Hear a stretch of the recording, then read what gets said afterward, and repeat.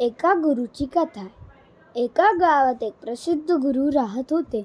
त्यांचे ज्ञान आणि दयाळूपणा दूरदूरपर्यंत प्रसिद्ध होते. अनेक विद्यार्थी त्यांच्याकडून शिकण्यासाठी येत. एकदा एक गरीब मुलगा गुरूंच्या आश्रमात आला.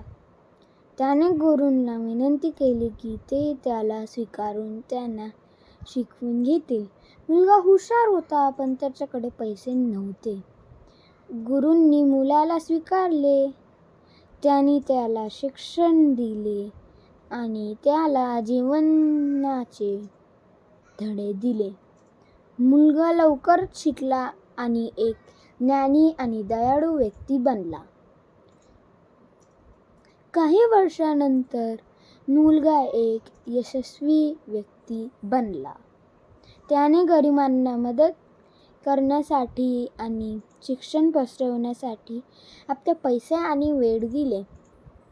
एके दिवशी मुलगा गुरूंना भेटायला आला.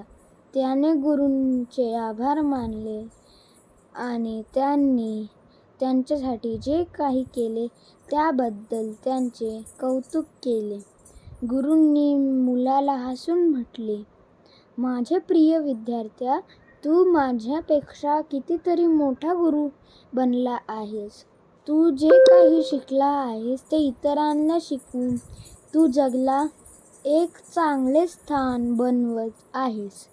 मुलगा गुरूंच्या शब्दांनी भावुक झाला.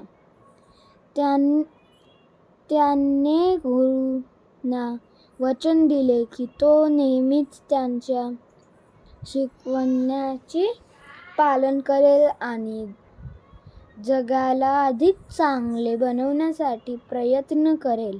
शिक्षण आणि दयाळूपणा याचे महत्त्व दर्शविणारी ही एक छोटीशी कथा आहे. गुरु आपल्याला ज्ञान देतात आणि आपल्याला चांगले व्यक्ती बनण्यास मदत करतात. आपण त्यांचे आभार मानले पाहिजे आणि त्यांच्या शिकवण्याचे पालन केले पाहिजे.